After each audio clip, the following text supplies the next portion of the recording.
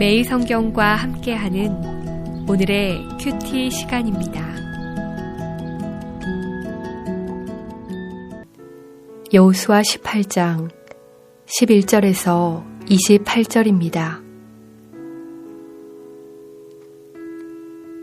베냐민 자손 지파를 위하여 그들의 가족대로 제비를 뽑았으니 그 제비 뽑은 땅의 경계는 유다 자손과 요셉 자손의 중간이라.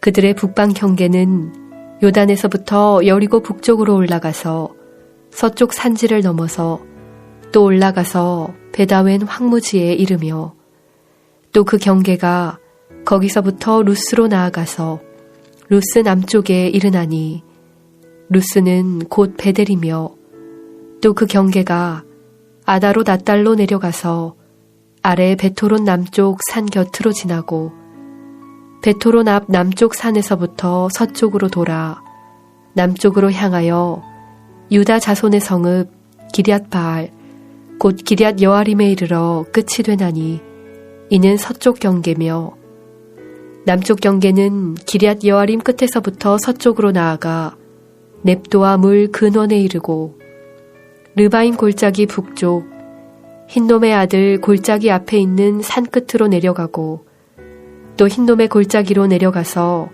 여부스 남쪽에 이르러 엔 로겔로 내려가고 또 북쪽으로 접어들어 엔 세메스로 나아가서 아둠민 비탈 맞은편 글릴롯으로 나아가서 루벤 자손 보한의 돌까지 내려가고 북으로 아라바 맞은편을 지나 아라바로 내려가고 또 북으로 벳 호글라 곁을 지나서 요단 남쪽 끝에 있는 여매의 북쪽 해만이 그 경계의 끝이 되나니 이는 남쪽 경계며 동쪽 경계는 요단이니 이는 베냐민 자손이 그들의 가족대로 받은 기업의 사방 경계였더라.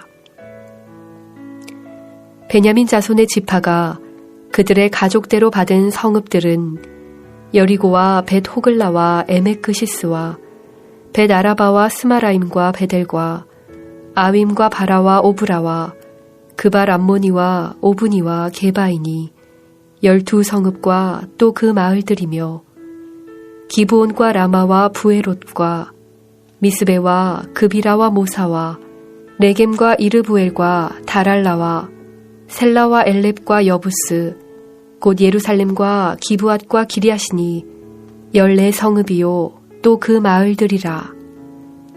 이는 베냐민 자손이 그들의 가족대로 받은 기업이었더라.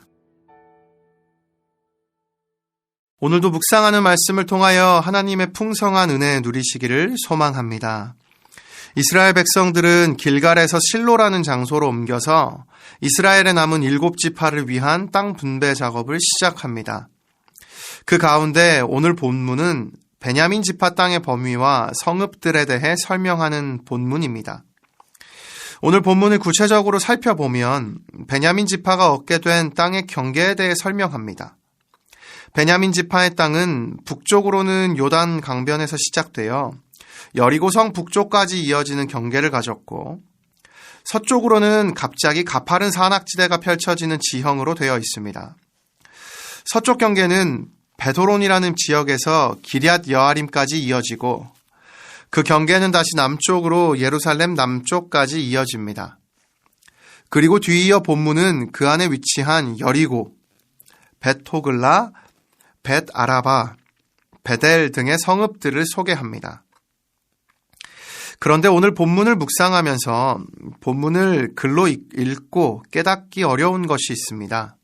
그것은 바로 베냐민 지파가 얻은 땅의 크기입니다.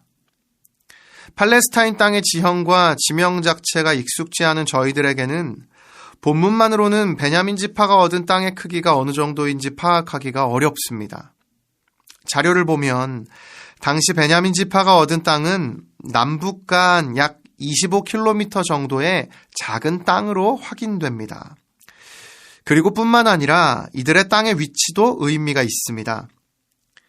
베냐민 지파의 땅이 위치한 곳은 먼저 분배받은 유다와 에브라임, 그리고 므낫세 지파의 사이에 위치하고 있습니다.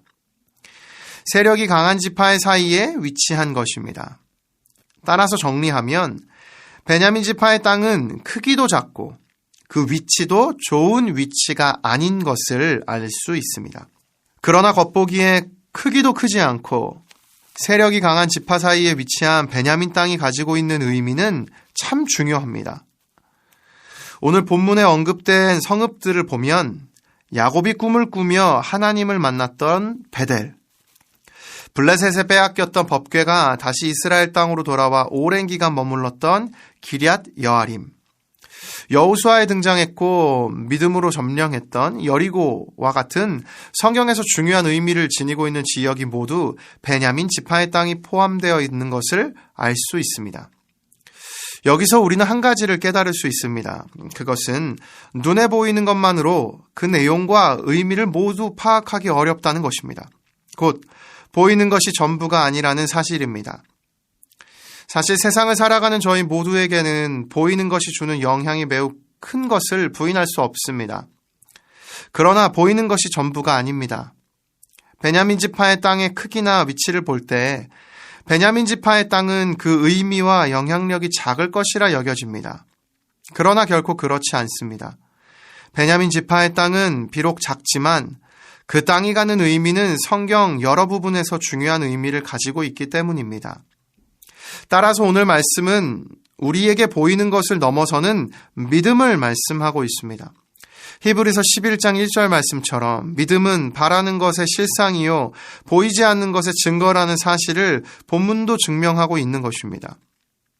이 믿음대로 살아가신 분이 계십니다. 예수 그리스도이십니다. 그분의 인생은 보이는 상황만 보면 실패의 인생 같습니다. 십자가 위에서 가장 처절하고 잔인한 죽음을 맞이하시고 모든 사람들이 손가락질을 하였으며 자신을 따라다닌 사랑하는 제자들은 모두 흩어지고 말았습니다. 그러나 그분의 십자가 사건을 믿음으로 받아들일 때 하나님이 예비하신 무한하신 사랑의 결과인 하나님 나라를 저희들은 맛볼 수 있습니다. 따라서 오늘 이 말씀을 통하여 우리를 향한 하나님의 십자가 사랑과 우리의 믿음을 다시 돌아보기 원합니다. 세상 가운데 보이는 상황이 어려울지라도 그 상황을 믿음으로 바라보면 하나님의 역사를 발견할 수 있습니다. 오늘 말씀을 통하여 하나님 앞에 기도하며 그 믿음을 구하는 저희가 되기를 소망합니다.